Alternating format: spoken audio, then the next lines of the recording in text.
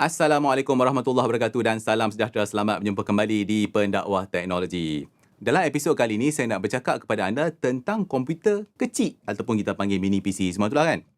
Okey, jadi bila bercakap pasal komputer kecil ni, saya yakin mesti terlintas di fikiran anda benda ni. Ustaz, saya tunjuk lah. Okey, ini dia. Apa yang saya tengah duk pegang sekarang ni, ini adalah satu contoh ITX PC ataupun dia panggil ITX mini PC semua itulah. Dia sebiji macam komputer biasa, cuma bezanya saiz dia kecil. Dan kalau anda tengok video saya sebelum-sebelum ni, mesti ada yang anda perasan saya duk pakai ni untuk nak buat testing wifi lah, testing network, buat speed test semua tu. Malah masa dia buat 10G punya testing pun saya duk pakai ni. Kenapa saya pakai ni? Saya tunjuk kat anda. Nampak? Dia ada dua 10G punya port dekat belakang tu. Jadi masa NAS 10G tu saya pakai ni. Malah untuk testing 5G pun, kalau untuk komputer saya nak test dia punya router semua tu, saya guna benda ni. Saya bawa pergi kat luar. Sebab dia kecil, senang. Okey, ni satu contoh. Okey. Selain daripada ITX PC macam tu, bila kita bercakap pasal komputer kecil, saya berani jamin mesti juga terlintas dalam fikiran anda tentang satu benda yang dipanggil Raspberry Pi. Betul tak?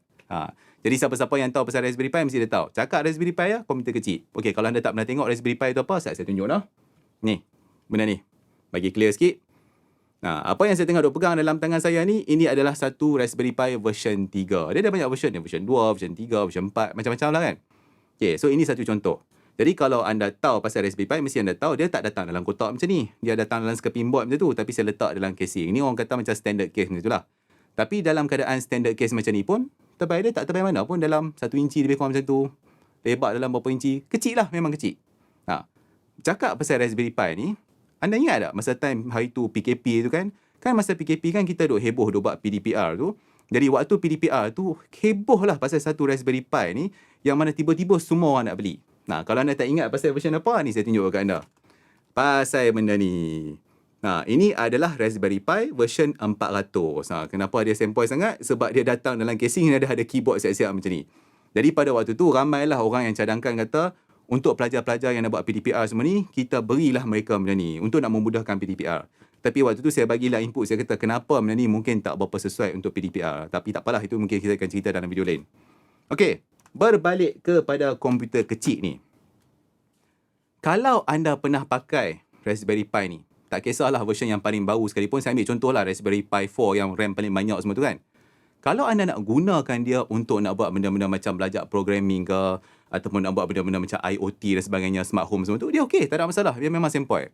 Tapi kalau anda nak gunakan dia untuk nak buat kerja-kerja pejabat, contohnya kalau tiba-tiba anda nak install Windows 11, nak install Microsoft Office, nak install Zoom, nak install semua benda-benda macam tu lah. Pendek kata nak buat kerja biasa, mungkin Raspberry Pi ni dia tak berapa nak sesuai sangat. Satu, mungkin ada setengah benda tu dia tak boleh nak support. Dan satu lagi, dia dari segi dia punya limitation hardware dia tu lah. Itu kita tak boleh nafikan lah sebab dia taklah kuat tak mana kan. Okay, itu satu. Jadi kalau alternatif kepada Raspberry Pi ni, kalau anda nak cari komputer kecil, mesti anda fikir pakai ITX tu lah, kecil kan. Tapi ITX tu, isu dia adalah kebanyakan masanya anda kena buat sendiri, anda kena buat. Kalau anda suka DIY, okey lah kan. Okey, tapi kalau anda tak nak DIY, lepas tu anda nak cari satu komputer kecil yang lagi kecil daripada ITX ni, apa yang ada? Itu yang saya nak tunjuk dalam video ni. Ni saya ambil. Benda ni. Ini adalah satu mini PC yang diberikan kepada saya oleh pihak Asus. Model yang saya pegang kat tangan saya ni, ini adalah PN62S. Memang kecil betul. Kalau saya nak bandingkan dengan Raspberry Pi dalam kotak dia, nampak kecil je.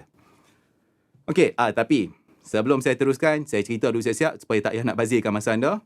Kalau anda nak cari satu komputer kecil untuk nak buat main game yang gila-gila punya level, ataupun anda nak buat macam crypto mining ke apa-apa, benda ni tak sesuai untuk anda. Apa yang saya pegang kat dalam tangan saya ni, ini adalah satu alternatif untuk desktop PC kalau anda nak buat kerja. Macam saya kata awal tadi, kalau nak buat benda dalam Microsoft Office, nak guna untuk nak buat video conferencing, pendek kata nak buat kerja biasa, alternatif pada laptop, inilah dia. Memang sempoi. Jadi dalam video kali ini, saya akan tunjukkan dekat anda bagaimana saya gunakan mini PC ni. Dia ada banyak penggunaan, saya tunjuk salah satu contoh penggunaan dia. Tapi sebelum tu, saya cerita dulu dia punya spesifikasi dan saya tunjukkan dekat anda apa yang anda akan dapat dalam kotak kalau anda beli benda ni.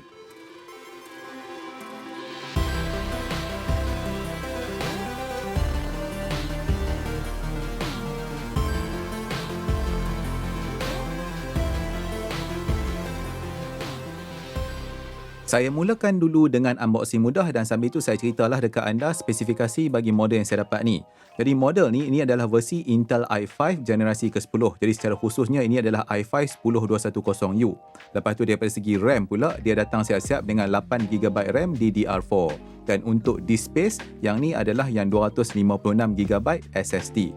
Okey, daripada segi rangkaian pula, benda ni dia ada siap-siap Wi-Fi 6 dan dia ada juga onboard gigabit LAN port.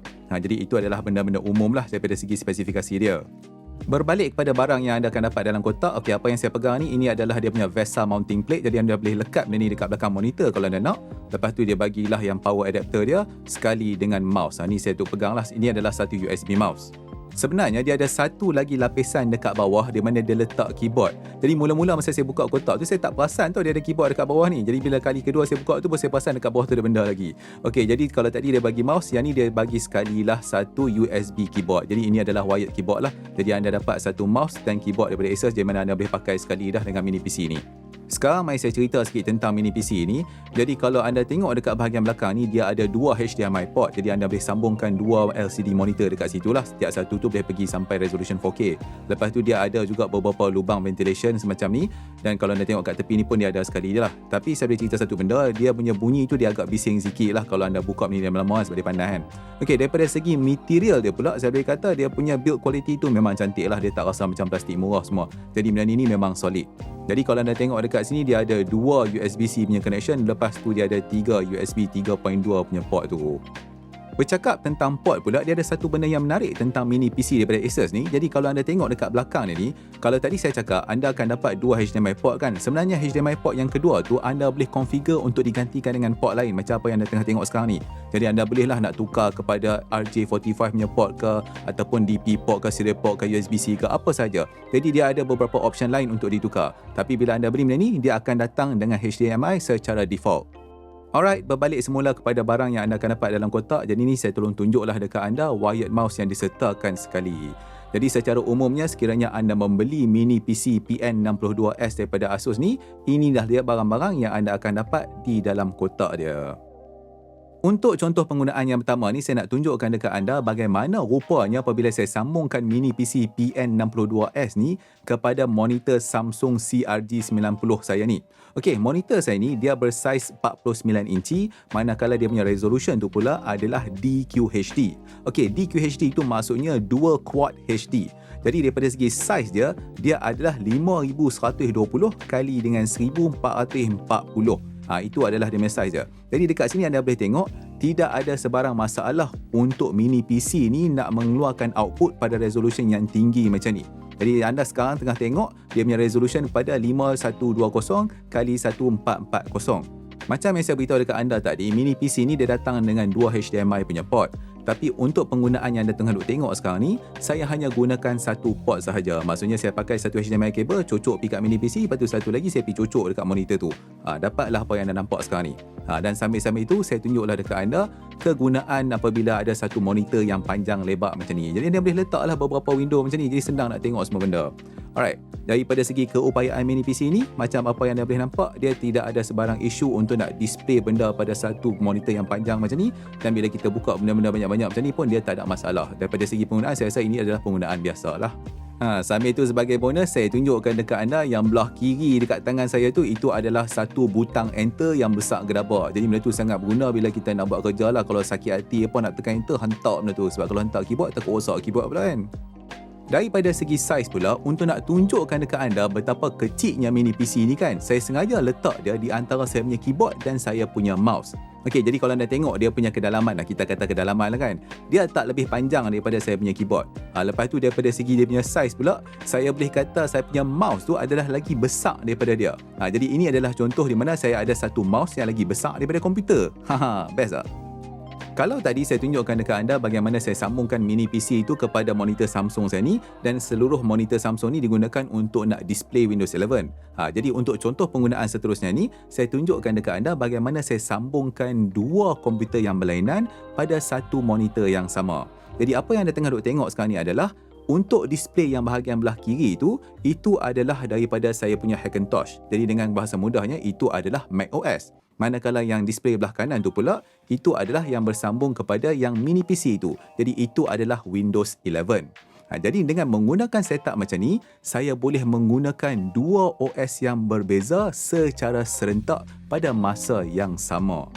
Setup macam ni dia memang sangat berguna untuk saya sebab saya boleh gunakan aplikasi-aplikasi yang native kepada operating system yang berbeza secara serentak. Jadi macam apa yang anda tengah nampak sekarang ni, yang belah kiri tu saya buka Final Cut Pro. Jadi aplikasi Final Cut Pro untuk buat video editing ni dia hanya native untuk macOS. Jadi saya boleh buka benda tu dekat belah kiri. Jadi yang belah kanan dalam Windows ni saya bolehlah buat benda-benda lain. Contohnya saya nak tengok YouTube ke, nak buat apa ke, ataupun saya nak buka native application kepada Windows. Contohnya katakanlah macam Microsoft Visio yang hanya boleh buka dalam Windows. Jadi saya boleh buka dua aplikasi yang memerlukan dua operating system berlainan ni secara serentak. Dan apa yang lagi sempoi adalah, kalau anda perasan sekarang ni, saya tengah menggunakan keyboard dan mouse yang sama untuk nak control kedua-dua OS ni walaupun mereka ni adalah dalam komputer yang berbeza. Jadi saya gunakan satu monitor yang sama, satu keyboard yang sama, satu mouse yang sama untuk control dua komputer yang berbeza dan menggunakan dua OS yang berbeza. Nanti sekejap lagi saya tunjuk dekat anda macam mana saya buat. Untuk nak bagi anda lebih mudah faham saya punya setup ni, untuk skrin belah kiri ni, saya sambungkan dia kepada desktop yang duduk ada atas lantai saya ni. Ini adalah saya punya Hackintosh macOS tu lah. Untuk skrin yang belah kanan tu pula, saya sambungkan kepada mini PC ni. Jadi Windows 11 tu, dia datang daripada mini PC ni. Sekarang saya tunjukkan dekat anda version operating system yang saya gunakan. Jadi saya tunjuk yang belah macOS tu dulu. Jadi macOS tu adalah macOS Monterey version 12.2.1. Jadi inilah dia Hackintosh yang saya install dalam komputer desktop atas lantai tu. Alright. Jadi sekarang ni saya tunjuk pula dekat anda version Windows 11 yang saya gunakan. Okey, jadi kalau anda perasan saya letak dua mouse sekarang ni atas meja sebab pada waktu ni saya belum lagi pakai benda yang membolehkan saya menggunakan satu keyboard dan satu mouse. Okey, tapi sebelum tu saya tunjuk dulu dekat anda. Okey, untuk Windows pula saya menggunakan Windows 11 Home. Pada asalnya saya gunakan dua mouse yang berbeza, satu untuk control Mac dan satu lagi untuk control Windows. Manakala untuk keyboard pula saya gunakan Logitech MX Keys ni. Jadi saya boleh gunakan satu keyboard yang sama sebab dua-dua komputer tu saya sambungkan menggunakan Bluetooth. Jadi saya boleh switch lah di antara komputer satu dan komputer dua. Untuk nak gunakan satu mouse dan keyboard yang sama bagi nak control dua komputer yang berbeza, saya gunakan satu aplikasi yang nama dia Barrier. Aplikasi Barrier ni anda kena install dalam dua-dua OS. Satu akan jadi server, manakala satu lagi akan jadi client. Apabila anda dah set up Barrier tu, maka anda boleh buat macam apa yang saya akan tunjukkan dekat anda sekarang ni. Okey, ini adalah contoh di mana saya gerakkan mouse di antara dua operating system yang berbeza. Daripada Mac ke Windows dan daripada Windows ke Mac. Dan anda tengok, mouse tu dia bergerak dengan sangat lancar. Dia tak ada lag dan tak ada apa. Memang seolah-olah macam dua komputer tu menggunakan satu mouse yang sama. Selain daripada keupayaan untuk nak menggunakan satu keyboard dan mouse pada beberapa komputer yang berbeza, apa yang lebih menarik adalah Barrier ni juga akan membolehkan anda untuk copy teks daripada satu komputer kepada komputer yang lain ataupun secara khususnya daripada satu OS kepada OS yang lain. Jadi macam apa yang saya buat sekarang ni adalah saya copy satu teks daripada macOS yang belah kiri itu, lepas tu saya paste teks tu dalam Windows 11 yang belah kanan tu pula. Kemudian ni saya tunjukkan pula contoh-contoh lain di mana saya tulis satu teks dalam Windows 11 tu, kemudian saya cut teks tu dan saya akan paste balik teks tu ke dalam macOS. Macam ni saya tunjuk dekat anda, saya cut benda tu, lepas tu saya paste dekat dalam macOS. Jadi dia nampak macam seolah-olah benda tu ada di belah kiri kanan macam tu saja. Dan ini dia tidak hanya terhad kepada dua komputer. Anda boleh sambungkan beberapa komputer menggunakan aplikasi Barrier ni. Sebelum ni saya pernahlah cuba untuk dapatkan setup yang sama macam ni di mana saya boleh run macOS belah kiri dan run Windows belah kanan. Pada waktu tu saya gunakan kaedah virtualization di mana saya gunakan Proxmox di mana saya boleh run dua operating system menggunakan satu PC yang sama. Tapi apa yang saya boleh katakan adalah kaedah tu walaupun dia boleh dibuat, tapi sebenarnya dia tak begitu mudah lah, dia renyah jugalah kalau nak set up semua benda tu. Jadi apabila adanya mini PC daripada Asus ni, dia sangat-sangat memudahkan hidup saya kalau saya nak run dua operating system yang berbeza ni. Dan saya tak payah nak risau nak buat virtualization ke apa ke, lepas tu dia tak payah nak risau pasal satu komputer tu berat ke apa ke. Dia senang. Jadi saya tunjuk benda ni kepada anda, manalah tahu koko anda pun teringin juga nak try nak run dua operating system yang berbeza tanpa nak buat benda bekerja banyak-banyak sangat. Dalam masa yang sama, saya tunjuk juga dekat anda cara untuk nak sambungkan dua komputer yang berbeza menggunakan satu monitor yang sama. Di mana monitor tu adalah satu monitor yang panjang lebar 49 inci macam ni. Okay, kenapa saya nak tunjuk benda ni? Sebab sebelum ni ada orang pernah tanya saya. Dia tanya mana lagi best? Ada satu monitor yang panjang 49 inci macam ni ke? Ataupun beli dua monitor yang berbeza, contohnya 27 inci, 27 inci, lepas tu gabungkan dia dua. Jadi pada saya lebih suka satu yang panjang macam ni. Okey, dia ada kebaikan dan keburukan dia. Keburukan dia mungkin daripada segi kos lah, sebab monitor yang panjang ni dia tak begitu murah kalau nak dibandingkan dengan kita beli yang 27 inci, 27 inci. Tapi bila saya ada satu monitor yang macam ni, saya rasa setup tu dia lebih bersih lah. Orang kata apa, lebih clean, nampak lagi cantik. Sekiranya anda mencari satu komputer kecil untuk nak buat kerja, maka saya memang galakkan anda untuk dapatkan mini PC PN62S daripada Asus ni. Okey, harga dia adalah berbeza mengikut spesifikasi hardware yang anda nak tu. Jadi itulah dia cerita tentang komputer kecil di mana saya tunjukkan dekat anda PN62S ni. Jadi kalau anda berminat dengan benda ni, saya dah sertakan ke semua maklumat dia dalam video description ni. Jadi anda bolehlah pergi tengok dekat situ. Sambil itu saya nak ucapkan terima kasih kepada pihak Asus kerana sudi berikan benda ni kepada saya. Okey, kita pun dah sampai kepada penghujung episod kali ini. Jadi kalau episod ni membantu anda, maka saya harap anda sudilah untuk nak like episod ni. Dan sambil-sambil itu, kalau anda belum lagi subscribe kepada channel Pendakwah Teknologi, maka saya pun harap anda sudilah untuk nak subscribe kepada channel ni. Okey, tapi apapun saya nak ucapkan terima kasih kerana menonton. InsyaAllah kita akan jumpa lagi dalam episod yang seterusnya. Assalamualaikum.